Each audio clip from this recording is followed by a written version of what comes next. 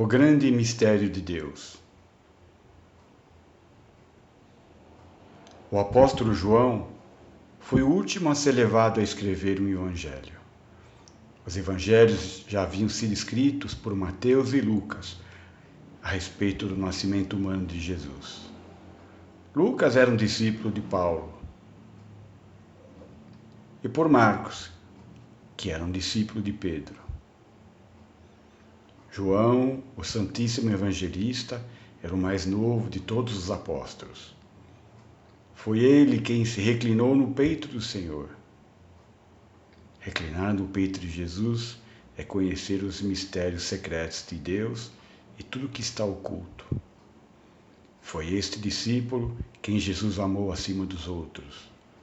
A ele, Jesus entregou sua mãe Maria e o entregou como filho a ela. Em seu evangelho, João adotou um começo que impõe um silêncio eterno a todos os hereges. Ele começa explicando e mostrando o princípio celestial do Filho de Deus, no qual ele estava com Deus, uma vez que Mateus e Lucas já haviam falado sobre o seu nascimento com relação à condição humana. Portanto, João não conta o nascimento do Senhor com relação à carne, tanto quanto que o Filho de Deus era antes de todos os mundos. Através dele, o Espírito Santo afirma: no princípio era o Verbo, e o Verbo estava com Deus, e o Verbo era Deus. Ele estava no princípio com Deus. Todas as coisas foram feitas por ele, e sem ele nada do que foi feito se fez.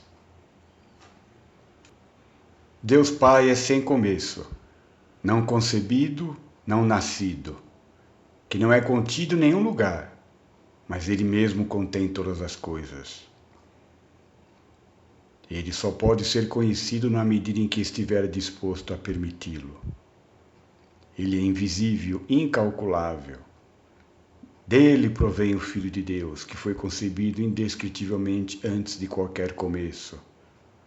Reconhecemos que ele é de tal maneira que se diz do Pai e do Filho, sem contarmos o tempo entre eles, como João afirma. No princípio era o Verbo, e o Verbo estava com Deus, e o Verbo era Deus.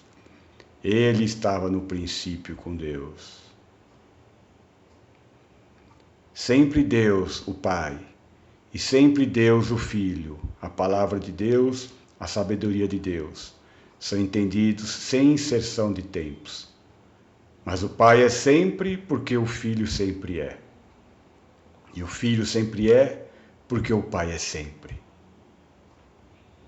No princípio era a palavra, Deus, claramente o Filho de Deus que estava com Deus. Moisés fala do Criador da seguinte forma: no princípio criou Deus o céu e a terra. Sobre a criação do homem, Moisés profetizou o seguinte: e disse Deus: façamos o homem à nossa imagem, conforme a nossa semelhança. E criou Deus o homem à sua imagem. A imagem de Deus o criou. Homem e mulher os criou. Com o mesmo espírito que Moisés, João afirmou do Verbo. Todas as coisas foram feitas por ele, e sem ele nada do que foi feito se fez. Este é, portanto, Deus, o Filho de Deus, que criou a humanidade. No princípio era o Verbo, e o Verbo estava com Deus, e o Verbo era Deus. Isso foi no princípio com Deus. O Verbo era Deus com Deus, claramente o Filho de Deus.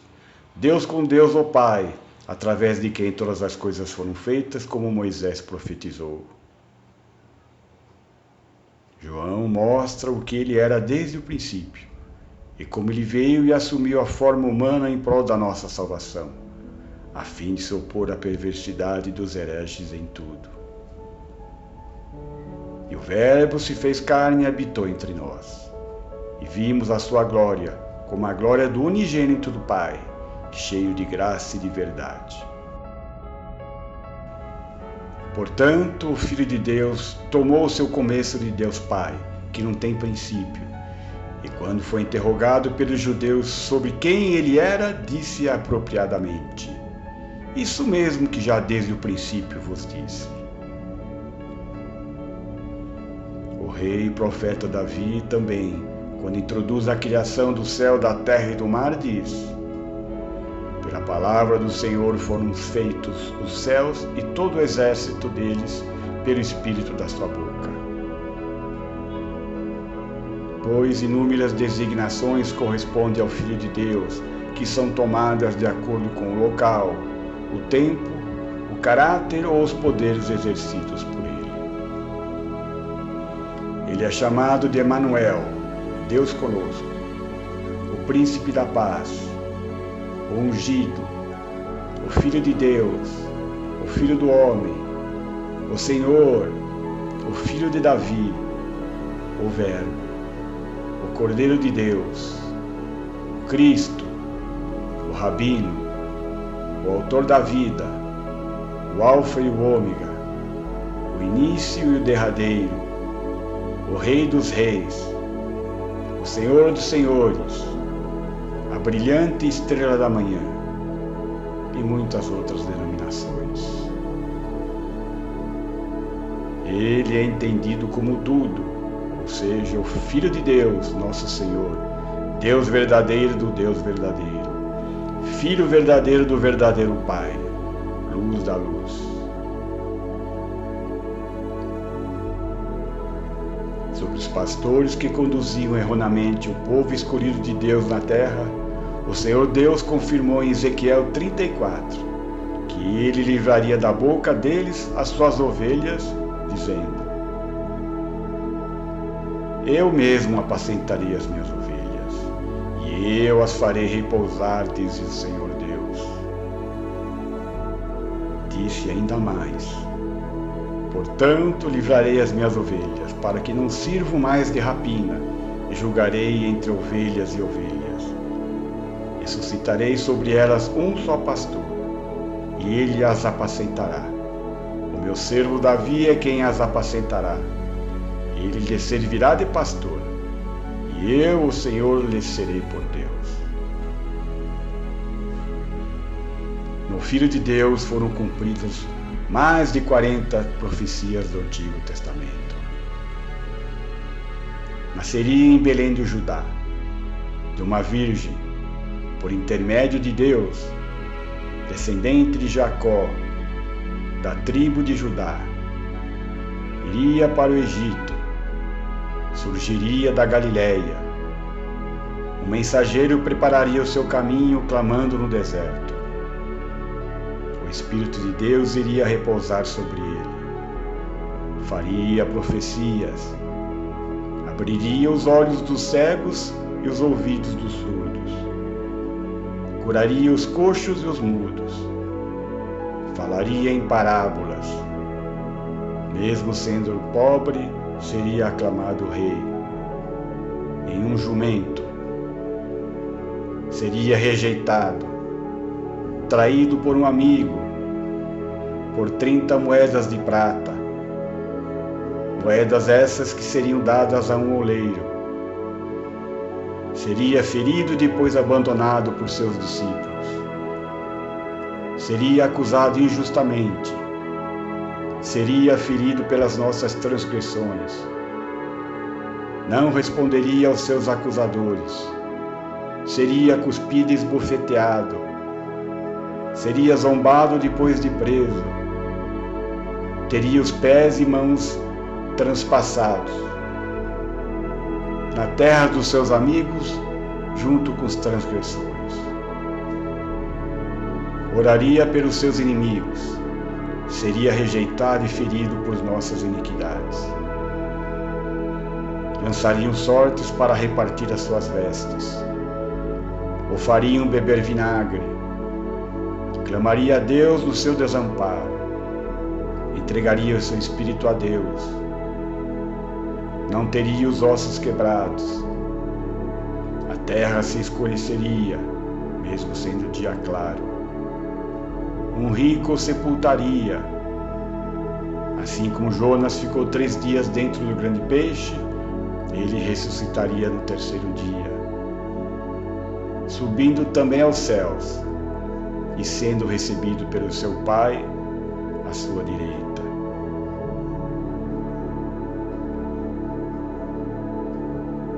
Pois deste ponto em diante usaremos o termo Nosso Senhor para nos referir ao nosso Criador e Salvador do mundo, Jesus Cristo. Ele é reconhecido e reverenciado como Senhor em todo o céu, porque possui todo o poder no céu e na terra. Ele também ordenou isso quando disse: Vós me chamais Mestre e Senhor, e dizeis bem, porque eu sou. E seus discípulos o chamaram Senhor após a sua ressurreição. Em todo o céu, ninguém conhece outro Pai senão o Senhor, pois o Pai e o Senhor são um. Como ele mesmo disse: Eu sou o caminho, a verdade e a vida. Ninguém vem ao Pai senão por mim. Se vós me conhecesseis a mim, também conhecerias a meu Pai. E já desde agora o conheceis, e o tendes visto. Disse-lhe Filipe: Senhor, mostra-nos o Pai, o que nos basta. Disse-lhe Jesus: Estou há tanto tempo convosco, e não me tens conhecido, Filipe? Quem me vê a mim, vê o Pai. E como dizes tu, mostra-nos o Pai? Não crês tu que eu estou no Pai e o que o Pai está em mim? As palavras que eu vos digo, não os digo de mim mesmo, mas o Pai que está em mim é quem faz as obras. Crê-me que estou no Pai e o Pai em mim. Crê-me ao menos por causa das mesmas obras. Quando uma pessoa é alheia ou ignorante de qualquer coisa relacionada à fé no Senhor e, consequentemente, a uma verdadeira vida espiritual ou celestial, dizemos que ela está nas trevas. O profeta Jeremias, inspirado pelo Espírito Santo e falando por Deus, diz: Deveras o meu povo está louco, já não me conhece. São filhos nécios e não entendidos. São sábios para fazer o mal, mas não sabem fazer o bem.